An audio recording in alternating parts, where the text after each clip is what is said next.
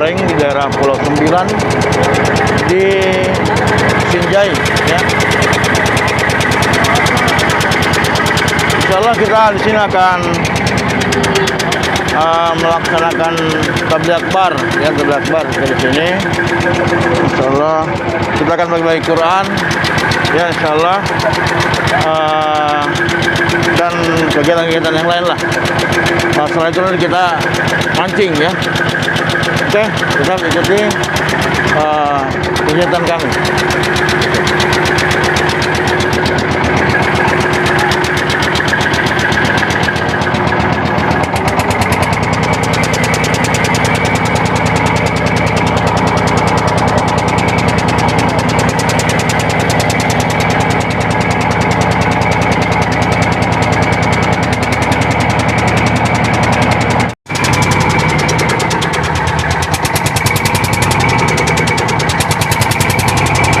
Insyaallah kita mendapat sambutan dari warga setempat.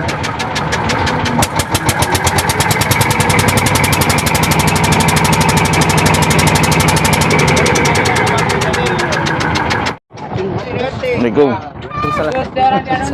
Ayo, ayo talu kayak kira madam. Foto-foto baik jadi. Iya ya ruas. Kayak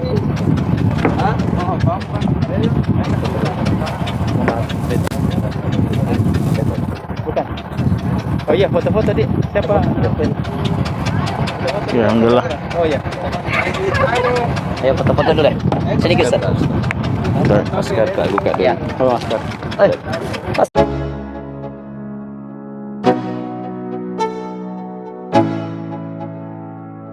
Let's go. Yo, I'm like an addict, do I gotta have it. I ain't even playing, got a really bad habit. If it moves, gotta grab it, fuse like a magnet. Lose, won't have it till I'm doomed in a casket.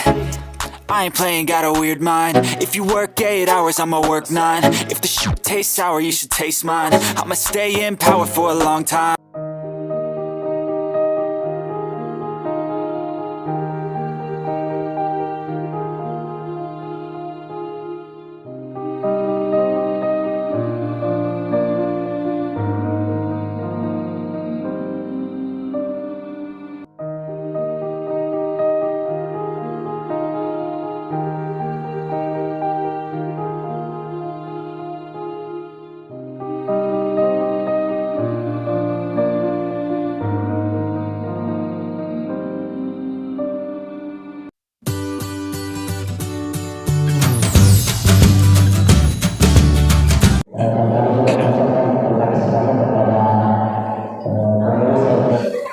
Bismillahirrahmanirrahim.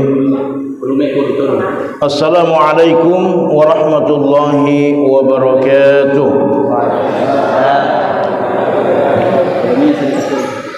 Alhamdulillahi rabbil alamin. Wassalatu wassalamu ala asyrafil anbiya wal mursalin wa ala alihi wa sahbihi ajma'in. Amma ba'd. Bapak Ibu sekalian, pertama-tama mari kita bersyukur kepada Allah Subhanahu wa taala karena alhamdulillah pada hari ini Allah Subhanahu wa taala dengan izinnya mempertemukan kita semua dalam suasana insyaallah penuh dengan kekeluargaan di Pulau Kodingare ini ya. Saya alhamdulillah sebenarnya tadinya tidak mau ke pulau ini, yang tidak mau ke Sinjai awalnya. Ya, tapi karena Ustadz Yamin ini mendesak terus. Nah, karena saya juga punya agenda dan kegiatan lain di Makassar, tapi alhamdulillah ya atas nasihat beliau saya kemudian hadir di sini. Ya alhamdulillah.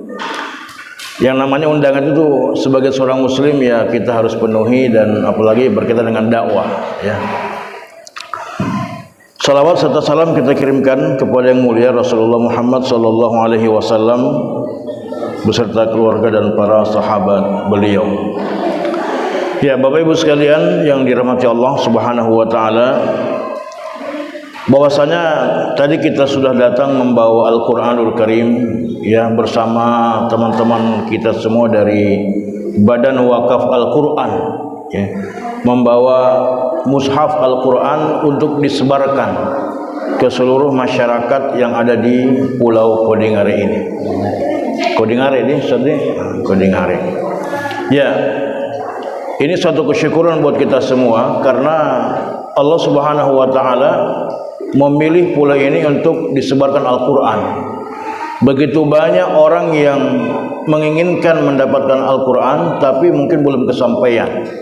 Nah, tetapi kita di sini alhamdulillah diberikan kesempatan oleh Allah Subhanahu wa taala untuk bisa mendapatkan mushaf Al-Qur'an. Ya mungkin bagi Bapak Ibu sekalian kita bisa beli di luar sana. Kalau jalan-jalan ke Makassar kita bisa beli mushaf Al-Qur'an yang lebih bagus, mungkin kita bisa beli. Tapi ya kalau kita lihat di sini apa yang diberikan itu ya secara nominal itu bisa kita jangkau. Tapi isinya Al-Qur'an itu tidak bisa kita jangkau. Ya. Nah, oleh karena itu Allah Subhanahu wa taala semoga memberikan keberkahan buat kita semua yang telah menerima mushaf Al-Qur'an ini, dan mudah-mudahan itu bisa kita baca, kita bisa pelajari, kita bisa amalkan. Nah, kenapa? Karena Al-Qur'an itu yang hadir 14 abad yang lalu ya, di masa Rasulullah SAW, di mana beliau ketika itu dalam kondisi yang sangat sulit ya, Al-Qur'an datang untuk kemudian disampaikan oleh beliau. Ini sesuatu yang memang harus kita pelajari. Ya, dia datang bukan semata-mata datang begitu saja, tapi punya tujuan. Allah Subhanahu wa taala berfirman di dalam Al-Qur'an dalam surat Al-Baqarah ayat 185. Syahrul Ramadan alladzi unzila fihi al-Qur'an hudal linnas wa bayyinatin minal huda wal furqan. Bahwasanya pada bulan Ramadan itu diturunkan Al-Qur'an sebagai hudan linnas, sebagai petunjuk bagi manusia. Kemudian sebagai apa lagi? Penjelasan atas berbagai petunjuk itu. Kemudian sebagai pembeda antara yang hak dan yang batil. Artinya kalau kita mau membedakan mana kebatilan, mana kebenaran, mana pahala, mana dosa, mana yang baik, mana yang benar, maka lihatlah Al-Qur'an. Kenapa? Karena Al-Qur'an itu adalah kalam Allah. Dia ucapannya Allah yang langsung Allah kirimkan melalui malaikat Jibril kepada Rasulullah SAW. Ya. Dan kalam Allah adalah sebaik-baiknya kalam. Makanya tidak heran ya, banyak orang yang bisa menghafalkan Al-Qur'an meskipun dia itu punya fisik yang cacat. Ada salah seorang santri yang dia divonis penyakit cerebral palsy. Itu penyakit otak ya. Dia lamban dalam berpikir dan sebagainya, tapi ketika dia menghafal Quran ya, itu luar biasa. Bisa lancar, bisa menghafal dengan baik, bahkan 30 juz dihafalkan. Ya. Ada seorang ya, nenek-nenek, tahu nenek-nenek Bu? Nenek-nenek, ibu-ibu. Umurnya kira-kira 70 tahun. Dia mulai menghafal Quran. Usia 80 tahun dia menyelesaikan hafalannya 30 juz. Sehingga dia diberikan gelar sebagai penghafal Quran tertua di dunia. Itu seorang ibu-ibu dari Turki ya. Karena waktu sudah tua tidak ada kegiatan, maka ya cucunya sudah besar-besar, anaknya sudah besar-besar, tidak ada kegiatan, maka dia menghafal Quran. Usia 70 tahun dia mulai menghafal Quran, usia 80 tahun dia bisa menghatamkan hafal Quran 30 juz, luar biasa. Jadi kalau di sini ada ibu-ibu ya, Bude, yang sudah mungkin anaknya sudah besar-besar semua, cucunya sudah besar semua, tidak ada kegiatan tak, maka sebaiknya isi dengan menghafalkan Al-Quran gitu. Insyaallah ya Allah Subhanahu wa taala akan memudahkan. Artinya apa? Kondisi apapun yang dialami oleh manusia, kenapa saya sebutkan tadi, bahwa kondisi apapun yang dialami oleh manusia, maka kalau itu berkaitan dengan Al-Qur'an, Allah akan memudahkan. Ya, Allah akan memudahkan. Nah, oleh karena itu Bapak Ibu sekalian rahmat Allah Subhanahu wa taala, maka Al-Quran ini sebagai pedoman hidup kita tentu tidak bisa kita baca begitu saja tanpa kemudian kita pelajari, tanpa kita hafalkan, tanpa kita amalkan. Nah, lalu apa fungsi kita terhadap Al-Quran itu? Ada beberapa hal yang ingin saya sampaikan pada kesempatan ini. Yang pertama, tugas kita tentang Al-Quran, berkaitan dengan Al-Quran itu adalah, yang pertama adalah kita mempelajarinya. Mempelajarinya, Bu, ya. Kenapa? Karena Al-Quran itu kan berbahasa Arab.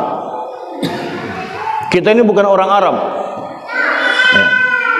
Dan banyak huruf-huruf yang itu tidak sesuai dengan dialek atau logat kita berbicara.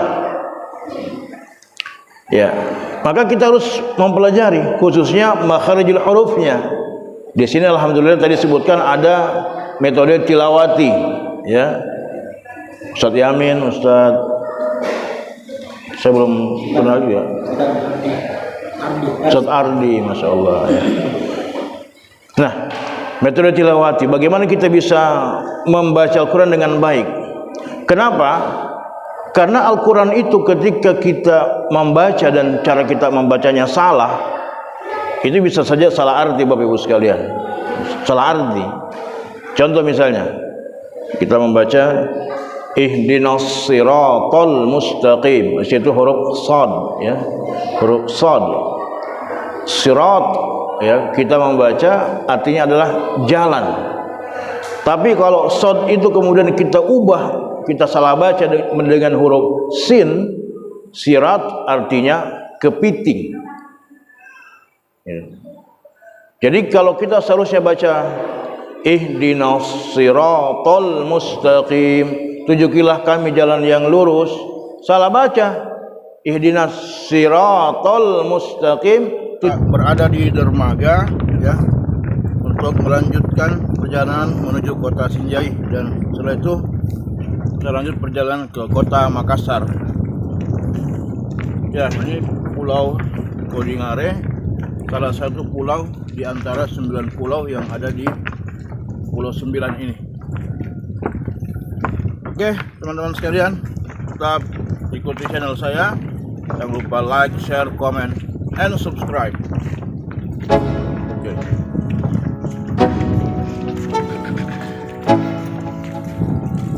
Let's go.